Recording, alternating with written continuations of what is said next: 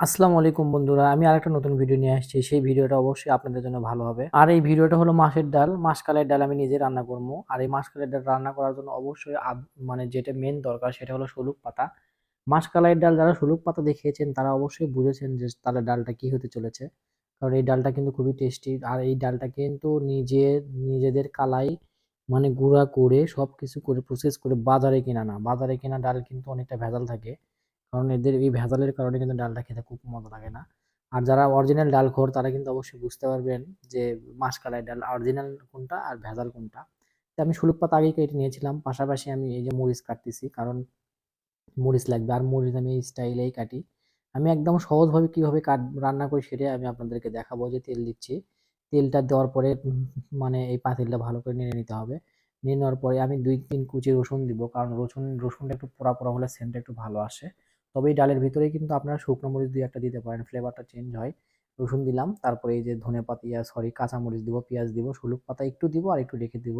এটা একটু যখন ডালটা দিব তখন দিব, কারণ শলুক পাতার ফ্লেভারটা কিন্তু খুব খেতে টেস্ট মজাদার লাগে। আর এই শলুক পাতা কিন্তু সবসময় সব সিজনে পাওয়াও যায় না। এই শলুক পাতা কিন্তু একদম শীতের সময় পাওয়া যায়। মাসকলাই ডালও যদিও শীতকালীন, মানে শীতকালীন, তবুও এটা কিন্তু মানে অনেকদিন রেখে খাওয়া যায়। কিন্তু শলুক পাতা কিন্তু বেশি দিন রাখা যায় না, টাটকা শলুক পাতা কিন্তু পাওয়াও যায় না। আর এই শলুক পাতা কিন্তু আপনারা টবেও লাগাতে পারেন। অনেকে বাসা বাড়িতে টবে লাগায় ছোট পরিসরে, যারা মানে লাগায় তারা কিন্তু যখন তখন নিয়ে খেতে পারে। আর এই শলুক পাতা দিয়ে কিন্তু বড়ি ভর্তা খেতেও মজা লাগে। এই যে আমি আদা রসুনের ছেঁচা দিচ্ছি, অর্থাৎ রসুন বাটা আদা বাটা দিলাম। দেওয়ার পরে এগুলো একটু ব্রাউন কালার করে নিব। নেওয়ার পরে এগুলো যখন ব্রাউন কালার হয়ে যাবে এর ভিতরে একটু ডাল দিয়ে দিব, মানে ঢেঁকি ছাঁটা বলেন আর হচ্ছে যে মেশিনে কোটা ডাল বলেন সেটাই বলেন। ডাল দিচ্ছি 2 মুঠ ডাল দিলে কিন্তু অনেকগুলো হয়ে যাবে। যদি আপনাদের মানে মানুষ বেশি হয় সেক্ষেত্রে আপনারা বেশি ডাল দিতে পারেন। আর এই ডাল কিন্তু মাসকালের ডাল কিন্তু মাছ দিয়েও অনেকে খায়, মাছের মাথা টাথা দিয়ে খায়।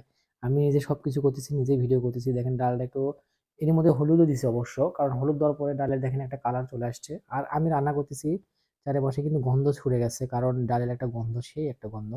গরম ভাতের সাথে ডাল অনেক একটা মজা। তো আমিও আবার আমার নিজের ভিডিওটাও করলাম, কেন অনেকেই হয়তো ভাববেন যে আবার কে ভিডিও করছে, আমি অন্য কেউ ভিডিও করছে আর অন্য কেউ রান্না করছে আর আমি সেই ভিডিওটা দিচ্ছি। আসলে সেটা ততটাও সত্য না, কারণ আমি নিজেই ভিডিও করি, রান্নার ভিডিও, কারণ এটা আমার নিজস্ব চ্যানেল, শখের রান্না বিডি। আমি রান্না মোটামুটি পারি, একা যখন থাকতাম তখন থেকে রান্না করতাম। তো সেই ক্ষেত্রেই মানে রান্নার ইয়েটা করছি। এই যে পানি দিলাম, হালকা পানি দিয়ে কষে নেব, বকা করে কষে নেওয়ার পরে যে এখন একটু অবশ্য পাতাগুলো দিয়ে দিব, কারণ পাতাগুলো হতেও তো সময় লাগবে, তাছাড়া একটা কাঁচা কাঁচা ভাব থেকেই যাবে। তো ডালটা একদম বকা করে নিব। অনেকে যারা মাছ দেন, মাছের মাথা দেন বা মাছ দেন রান্না করেন, তারা কিন্তু এই সময় দিতে পারেন। আমি লবণ যদিও আগে দিছিলাম না, এখন লবণ দিব, কারণ লবণ স্বাদ মতো হতে হবে। লবণ একেবারে বেশি হয়ে গেলে কিন্তু একদম মানে খাওয়ার উপযোগী হবে না, কারণ লবণটা অল্প অল্প দিবেন, মানে লবণটা বারবার চেকে চেকে দিবেন। এই যে দেখেন ঘন একটা ফ্লেভার চলে আসছে। যারা ঘন ডাল খেতে পছন্দ করেন তারা হালকা পানি দিবেন, কারণ মাসকলাইয়ের ডাল কিন্তু অনেকে ঘন খেতে পছন্দ করে না। আবার এই ডালটা কিন্তু পাতলা হলেও সমস্যা নাই, কারণ ডালের একটা ফ্লেভার চলে আসছে অলরেডি।